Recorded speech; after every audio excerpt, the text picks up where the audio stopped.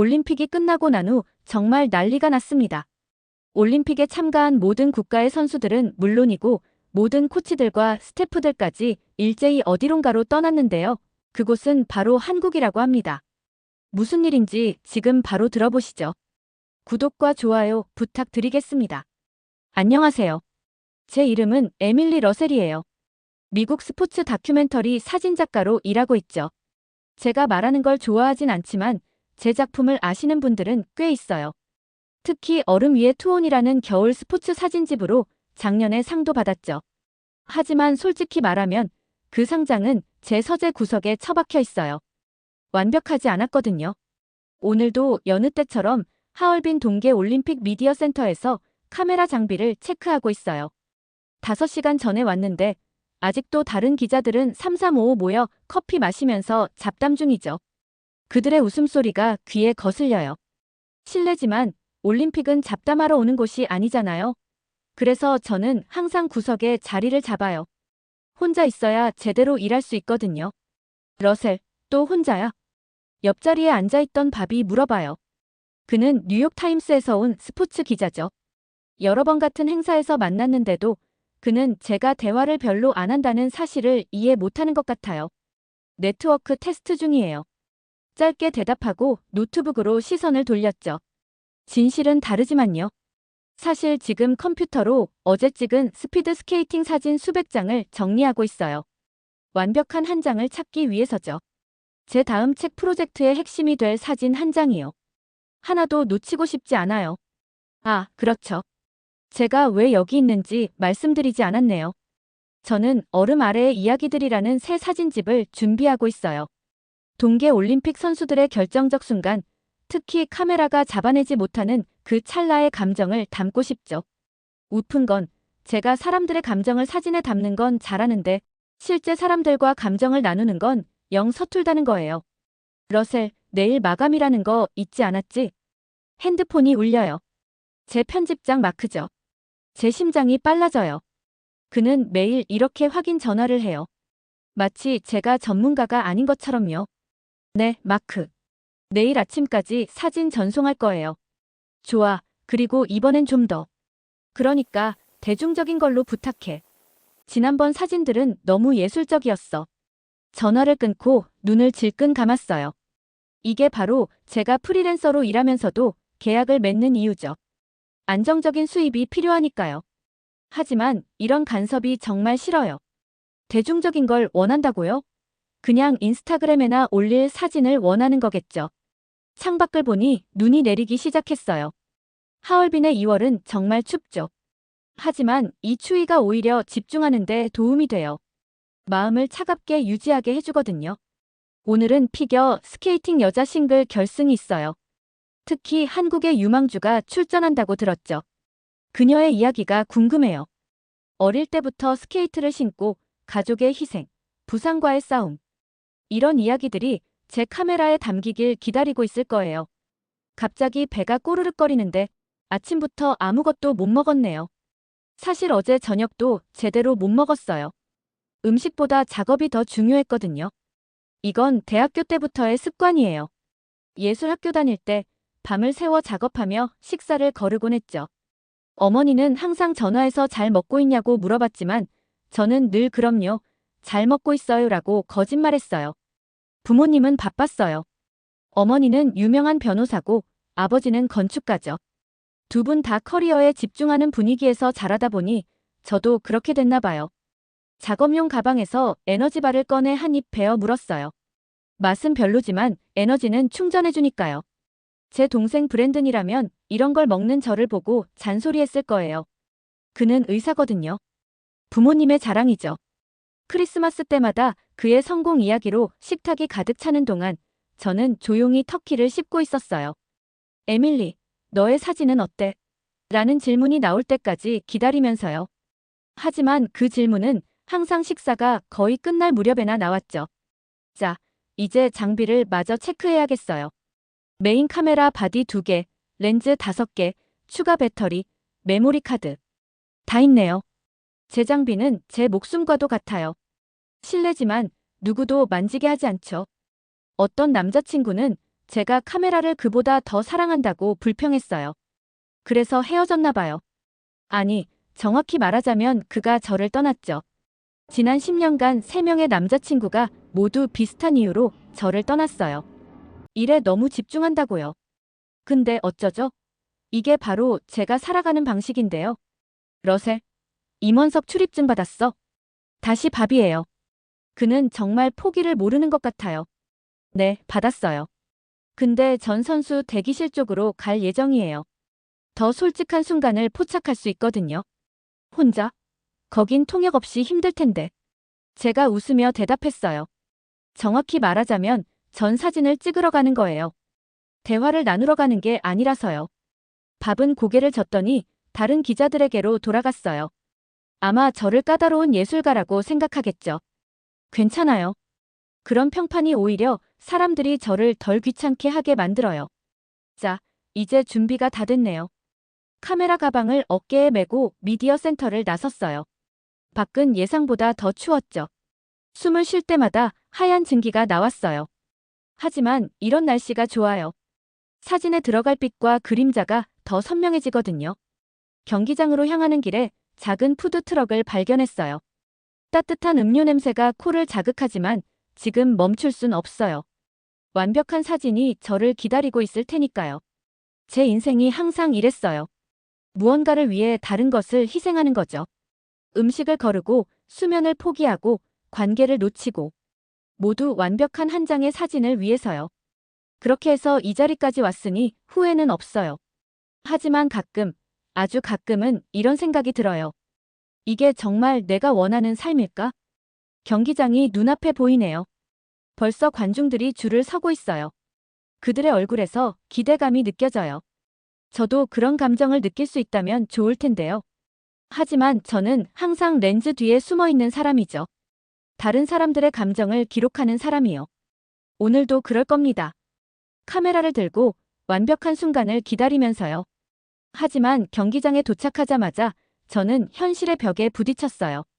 미디어 룸은 좁고 의자는 절반이 부서져 있었죠.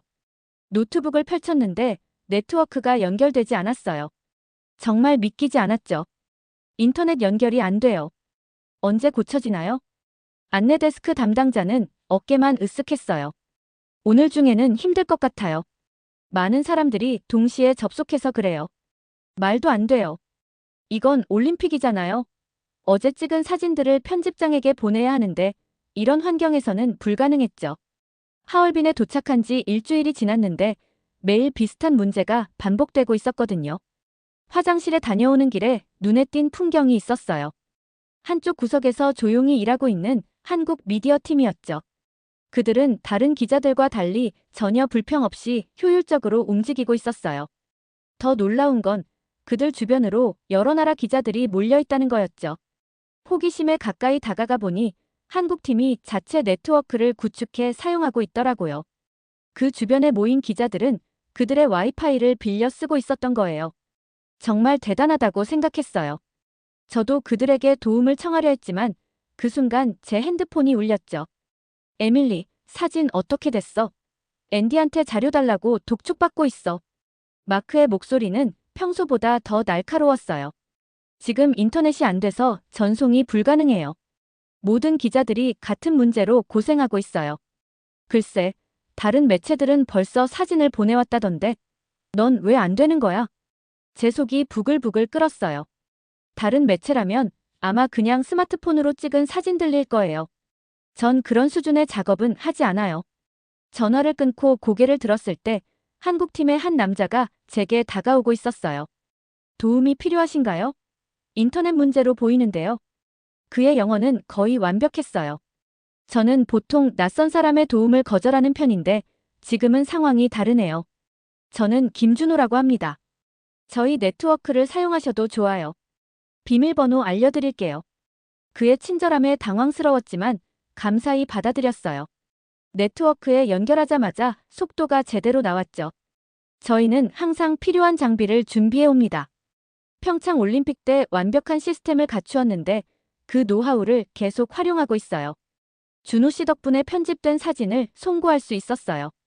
하지만 마음 한구석에서는 불편함이 느껴졌어요. 다른 사람의 도움을 받아 일을 마쳤다는 사실이요. 피겨 경기장으로 향하면서 갑자기 미끄러운 복도에서 넘어졌어요.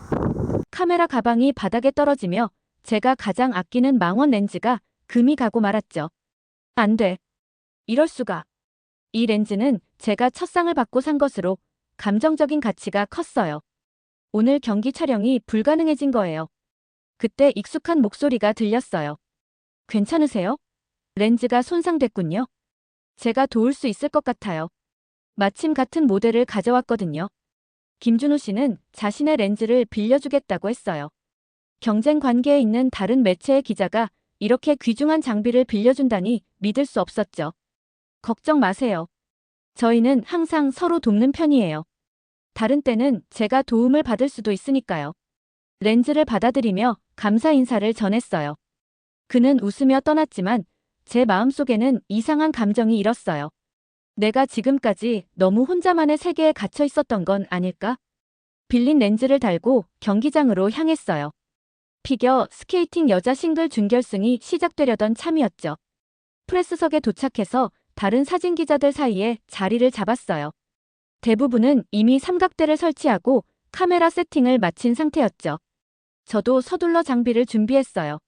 선수 입장이 시작되고 한국의 유망주인 수진 선수가 등장했어요. 그녀의 얼굴에서 긴장감과 집중력이 동시에 느껴졌죠. 저는 본능적으로 셔터를 눌렀어요. 렌즈의 초점이 그녀의 눈을 정확히 담아냈고 그 순간 저는 김준호 씨의 렌즈가 제 것보다 더 선명하다는 걸 느꼈어요. 그 렌즈, 최신 모델이네요. 옆에서 누군가 말을 걸었어요. 돌아보니 김준호 씨였죠. 네, 정말 좋은 렌즈예요. 제 것보다 훨씬 선명해요. 감사합니다. 그는 미소를 지으며 제 옆자리에 앉았어요. 수진 선수에 대해 알고 계신가요? 그녀의 이야기가 정말 흥미로워요. 저는 고개를 저었어요. 사실 선수들의 배경에 대해 깊이 알아보는 편은 아니었거든요. 저는 그저 결정적 순간의 표정과 동작을 포착하는 데 집중했죠. 그녀는 어릴 때 큰 부상을 겪었어요. 의사들은 다시는 스케이트를 탈 수 없을 거라고 했지만 3년 동안 재활 훈련을 하며 돌아왔죠. 이번이 그녀의 첫 올림픽이에요. 김준호 씨의 이야기를 들으며 저는 수진 선수를 새로운 시각으로 보게 되었어요. 단순한 선수가 아니라 역경을 이겨낸 한 인간으로요. 그녀가 웜업을 하는 모습을 찍으면서 저는 그 동작 하나하나에 담긴 노력과 고통을 생각했어요. 어떻게 그렇게 선수들에 대해 많이 알고 계신가요? 저는 항상 사진 뒤에 있는 이야기를 중요하게 생각해요. 그래야 그 순간의 진정한 감정을 포착할 수 있으니까요. 그의 말에 깊은 공감이 느껴졌어요. 저도 감정을 담아내는 사진을 추구하지만 그것을 위해 선수들의 개인적인 이야기까지 알아보진 않았거든요. 하지만 그의 방식이 더 깊이 있게 느껴졌어요. 경기가 시작되고 우리는 각자 촬영에 집중했어요. 하지만 이전과 달리 저는 단순히 움직임이나 포즈가 아닌 수진 선수의 표정과 눈빛에 집중했죠. 그녀가 점프를 성공했을 때의 기쁨, 살짝 실수했을 때의 긴장감, 마지막 포즈를 취했을 때의 안도감. 모든 순간이 더 생생하게 보였어요. 촬영을 마치고 사진을 확인하는데 김준호 씨가 다시 다가왔어요. 오늘 저녁에 시간 있으세요? 한국팀에서 작은 저녁 모임을 하는데 함께 하시면 좋을 것 같아요. 다른 나라 기자들도 몇 명 초대했어요. 순간 망설였어요. 저는 보통 이런 자리를 피하는 편이었거든요. 하지만 오늘 찍은 사진들이 평소보다 더 만족스러웠고 그것은 부분적으로 김준호 씨 덕분이었죠. 네. 감사합니다. 가볼게요. 저녁 시간 한국팀의 숙소로 향했어요. 그곳은 미디어 센터에서 멀지 않은 곳이었죠. 문을 열자 왁자지껄한 소리가 들려왔어요. 여러 나라에서 온 기자들이 모여 있었고 테이블 위에는 다양한 한국 음식들이 놓여 있었죠. 에밀리, 여기에요. 김준호 씨가 손을 흔들었어요. 그 옆에는 다른 한국팀 기자들이 있었고 그들은 모두 친절하게 저를 맞이했어요. 이건 불고기예요. 한번 드셔보세요. 정말 맛있어요. 처음 먹어보는 한국 음식이었지만 놀랍게도 정말 맛있었어요. 고기의 달콤한 양념과 부드러운 식감이 완벽하게 어우러졌죠. 와, 정말 맛있네요. 그렇죠? 매일 이렇게 도시락을 싸와요. 현지 식당은 별로라서요. 대화가 이어지며 저는 한국팀이 얼마나 철저하게 준비하고 협력하는지 알게 되었어요. 그들은 장비부터 식사까지 모든 것을 계획하고 서로를 지원했죠. 미국 팀과는 완전히 다른 분위기였어요. 자리에 있던 독일 기자가 물었어요. 어떻게 항상 그렇게 완벽하게 준비하나요? 우리는 매번 현지 상황에 적응하느라 고생하는데. 김준호 씨는 웃으며 대답했어요. 우리는 우리라는 개념을 중요하게 생각해요. 혼자서는 할 수 없는 일도 함께하면 가능하니까요. 그 말이 제 마음에 깊이 박혔어요. 우리라는 개념. 저는 항상 나만 생각해왔거든요. 저녁이 끝나갈 무렵 김준호 씨가 조용히 물었어요. 내일 한국 선수들 인터뷰가 있는데 함께 가실래요? 백스테이지 출입증이 하나 더 있어서요. 그의 제안은 제가 평소에 얻을 수 없는 기회였어요. 주저없이 수락했죠. 네, 정말 감사해요. 꼭 가고 싶어요. 숙소로 돌아오는 길, 이상하게도 마음이 가벼웠어요. 오늘 만난 사람들, 나눈 대화들이 즐거웠거든요. 평소라면 빨리 혼자 있고 싶어 했을 텐데 오늘은 달랐어요. 처음으로 다른 사람들과의 연결이 불편하지 않게 느껴졌죠. 다음 날 아침, 눈을 떴을 때 이상하게 상쾌한 기분이 들었어요. 평소라면 혼자 아침 커피를 마시며 일정을 계획했겠지만 오늘은 김준호 씨와의 약속이 있었죠. 백스테이지 인터뷰라니 평소에는 얻기 힘든 기회였어요. 약속 시간보다 일찍 도착했는데 김준호 씨는 이미 와서 기다리고 있었어요. 그의 옆에는 노트북과 작은 카메라 3대가 세팅되어 있었죠. 일찍 오셨네요. 커피 한 잔 어떠세요? 그가 건넨 보온병에서 따뜻한 커피 향이 퍼졌어요. 미디어 센터의 맛없는 커피와는 차원이 달랐죠. 이런 것까지 준비하시다니 너무 감사해요. 작은 것들이 하루를 만들어요. 저희 팀의 모토죠. 그의 말에 고개를 끄덕였어요. 작은 것들에 신경 쓰는 태도, 저도 사진 작업에서는 그런 편이지만 일상에서는 별로 그렇지 않았거든요. 곧 한국 쇼트트랙 팀의 코치와 선수들이 도착했어요. 그들은 모두 피곤해 보였지만 밝은 표정으로 인사했죠. 김준호 씨는 그들과 한국어로 대화를 나누다가 저를 소개했어요. 이분은 미국에서 오신 에밀리 러셀이에요. 유명한 스포츠 사진작가시죠. 제가 유명하다고 약간 당황스러웠지만 그의 소개가 싫지는 않았어요. 선수들이 친절하게 영어로 인사해 주었고 제가 찍은 사진집을 본 적이 있다는 말까지 했죠. 정말 놀라웠어요. 인터뷰가 시작되었고 저는 조용히 사진을 찍었어요. 그런데 김준호 씨의 인터뷰 방식이 독특했어요. 그는 단순히 경기 결과나 전략에 대해 묻는 게 아니라 선수들의 개인적인 이야기, 꿈, 가족에 대한 생각까지 물었죠. 그것도 아주 자연스럽게요. 힘들 때 어떻게 극복하셨나요? 가족들의 지지가 어떤 의미였나요? 앞으로의 꿈은 무엇인가요? 이런 질문들에 선수들은 마음을 열고 대답했어요. 그들의 표정이 밝아졌고 눈빛에는 감정이 담겼죠. 저는 그 순간들을 놓치지 않고 카메라에 담았어요. 인터뷰가 끝나고 선수들은 김준호 씨에게 따뜻하게 인사했어요. 마치 오랜 친구처럼요. 그들이 떠난 후 김준호 씨가 제게 물었어요. 어떠셨어요? 인터뷰 방식이 좀 달랐죠? 네, 정말 인상적이었어요. 선수들이 마음을 열고 이야기하더라고요. 어떻게 그렇게 할 수 있는 거죠? 사람들은 자신이 중요하게 여겨진다고 느낄 때 마음을 열어요. 전 그저 그들의 이야기에 진심으로 관심을 갖는 것뿐이죠. 그의 말이 제 마음에 와닿았어요. 저는 항상 완벽한 사진을 위해 피사체를 관찰했지만 그들의 내면에 진심으로 관심을 갖지는 않았거든요. 그저 외적인 모습과 순간만 포착했죠. 오늘 오후에 시간 되세요? 저희 팀에서 작업하는 모습을 보여드리고 싶어요. 호기심이 생겼어요. 한국팀의 작업 방식이 궁금했죠. 한국팀의 작업실에 들어서자 놀라웠어요. 아담한 공간이었지만 모든 것이 체계적으로 정리되어 있었죠.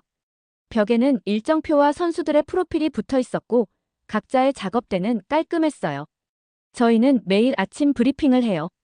그날의 목표와 역할을 정하고 서로 도울 부분을 논의하죠.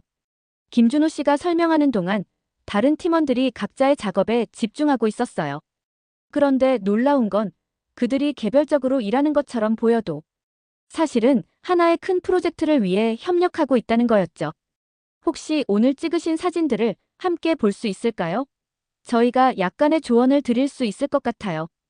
평소라면 거절했을 제안이었지만 이상하게도 기꺼이 제 작업을 공유하고 싶었어요.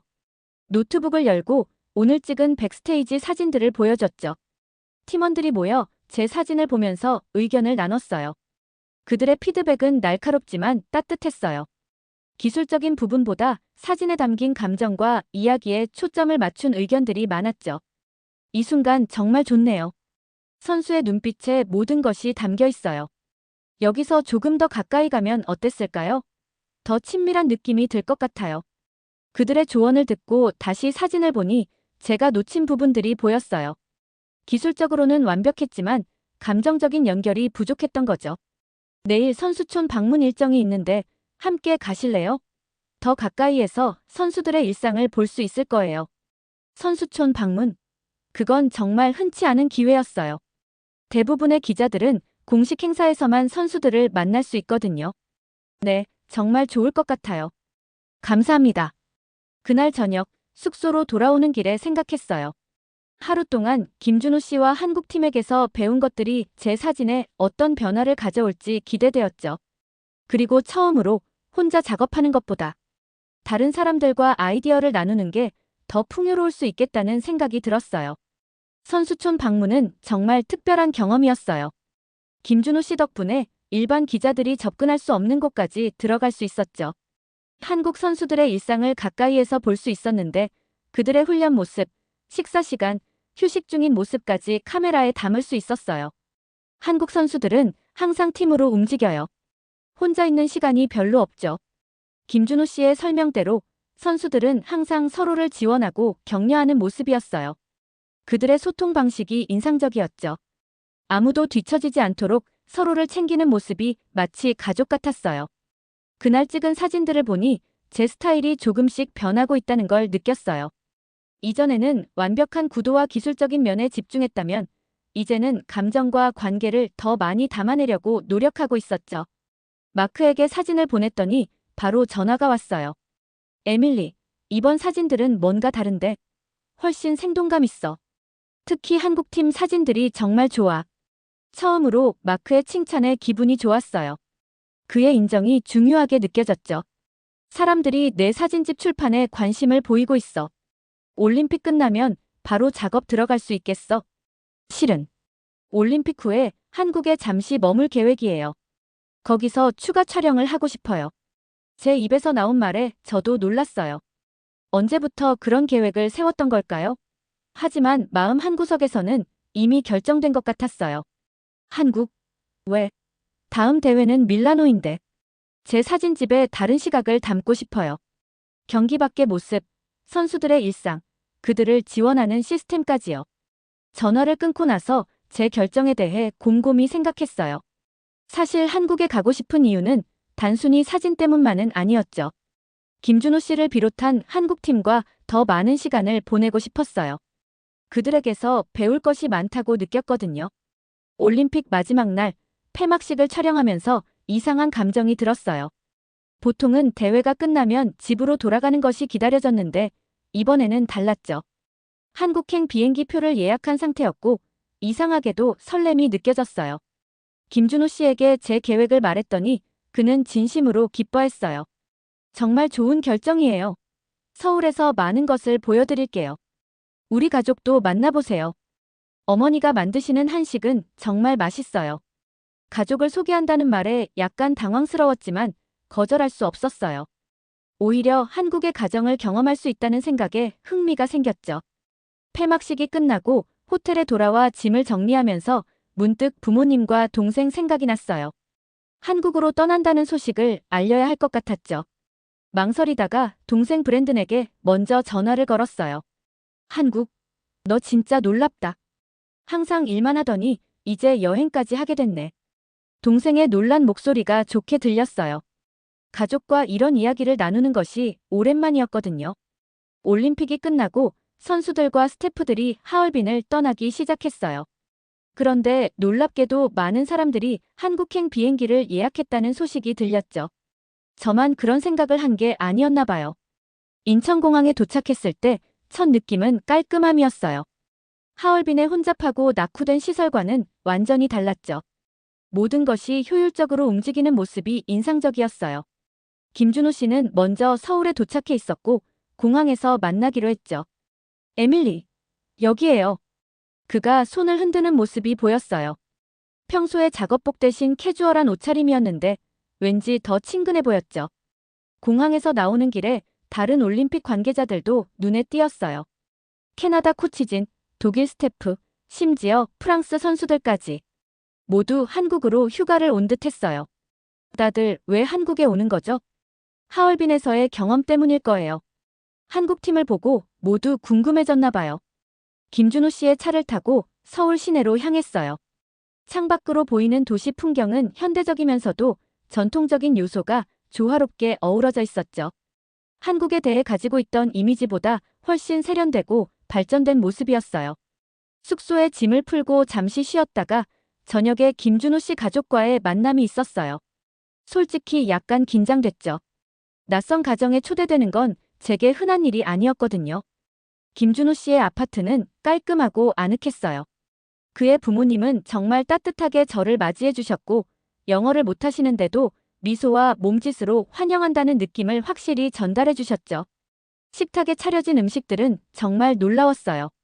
각종 반찬들과 불고기, 김치찌개까지 모두 직접 만드신 거라고 했어요.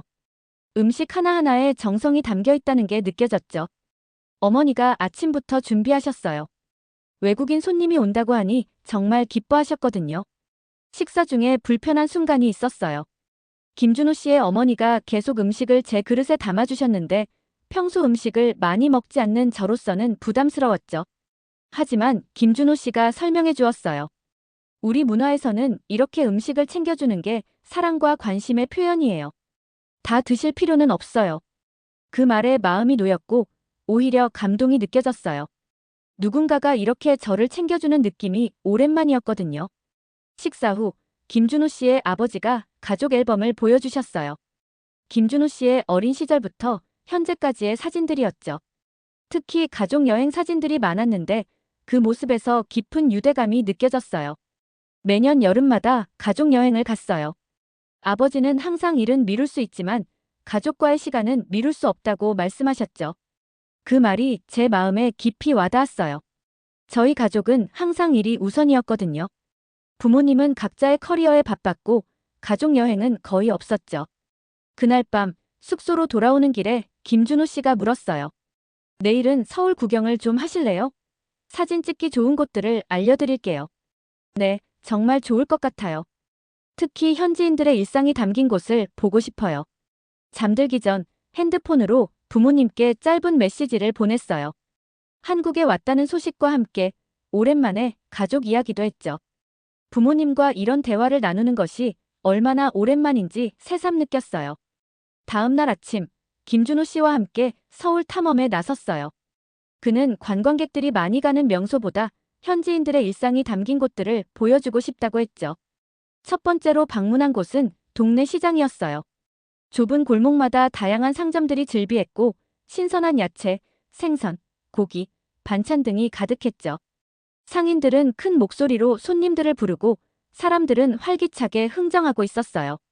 우리 어머니는 매일 아침 이런 시장에서 장을 보세요. 신선한 재료가 중요하다고 하시거든요. 제 카메라는 쉴 새 없이 움직였어요. 시장의 색감, 표정, 움직임. 모든 것이 생생했고 에너지가 넘쳤죠. 특히 한 할머니가 손녀에게 떡을 사주는 모습이 인상적이었어요. 그 순간을 담은 사진은 제가 가장 마음에 드는 작품 중 하나가 되었죠. 점심으로 시장에서 파는 길거리 음식을 먹었어요. 떡볶이, 어묵 순대. 모두 처음 먹어보는 맛이었지만 정말 맛있었죠. 특히 떡볶이의 매콤달콤한 맛에 반해버렸어요. 이런 길거리 음식이 한국 문화의 큰 부분이에요. 학생들이 학교 후에 많이 먹죠. 오후에는 한강공원으로 향했어요. 도심 속 거대한 강과 그 주변의 공원은 정말 아름다웠죠. 사람들이 자전거를 타고 피크닉을 즐기고 운동을 하는 모습이 평화로웠어요.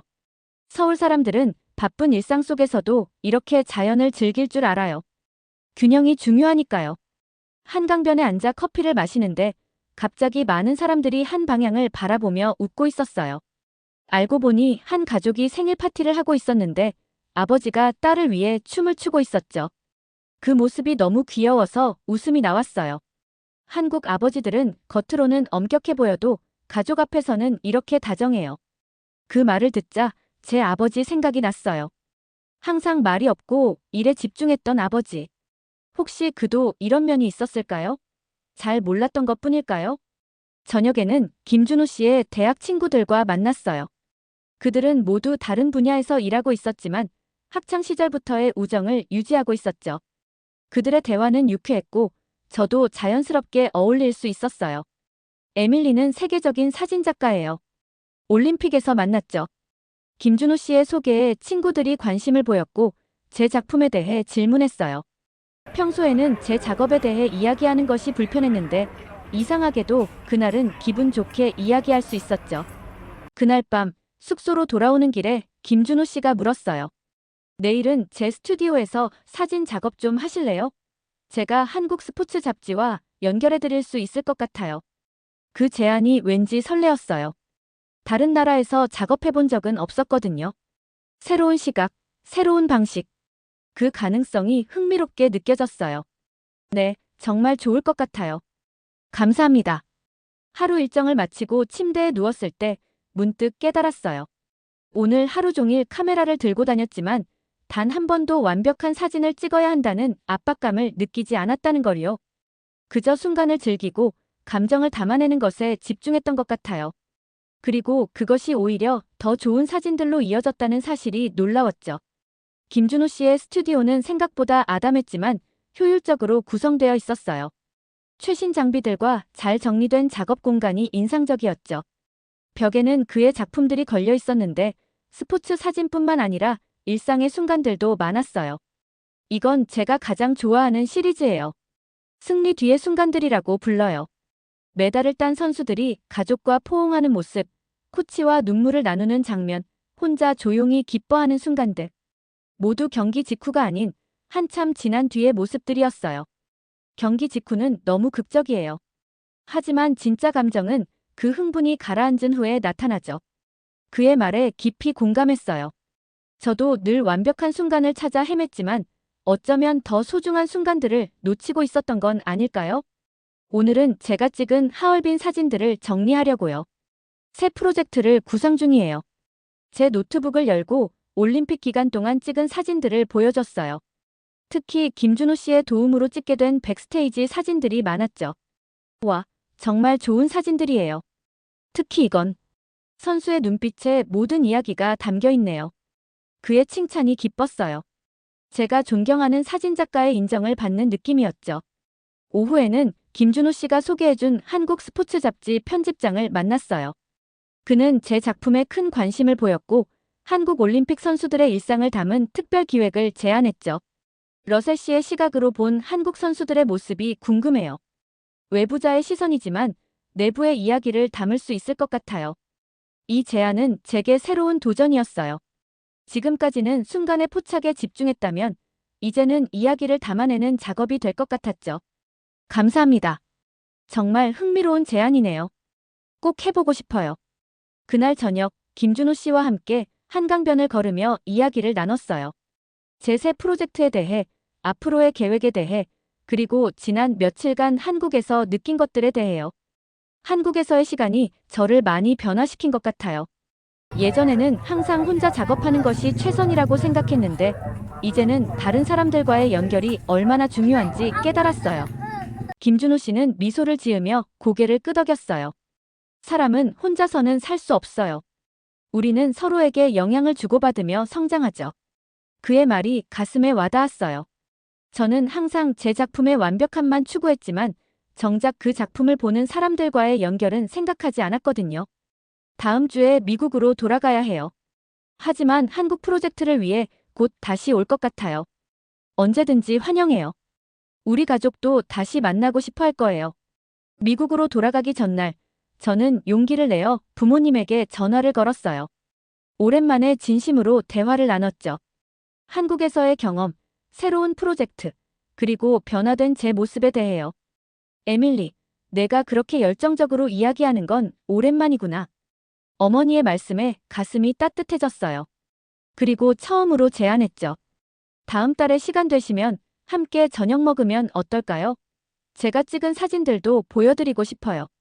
비행기를 타고 미국으로 돌아가는 길, 창밖을 바라보며 생각했어요. 하얼빈 올림픽에 갔던 건 단순히 사진을 찍기 위해서였지만 돌아오는 제 모습은 완전히 달라져 있었죠. 카메라 렌즈를 통해 세상을 보던 사람에서 이제는 마음으로 사람들과 연결되는 법을 배운 사람으로요. 한국에서의 경험은 단순한 여행이 아니라 제 인생의 전환점이 되었어요. 지금까지의 사연 어떻게 들으셨나요? 재밌게 들으셨다면 댓글로 남겨주세요. 구독과 좋아요 부탁드립니다. 감사합니다.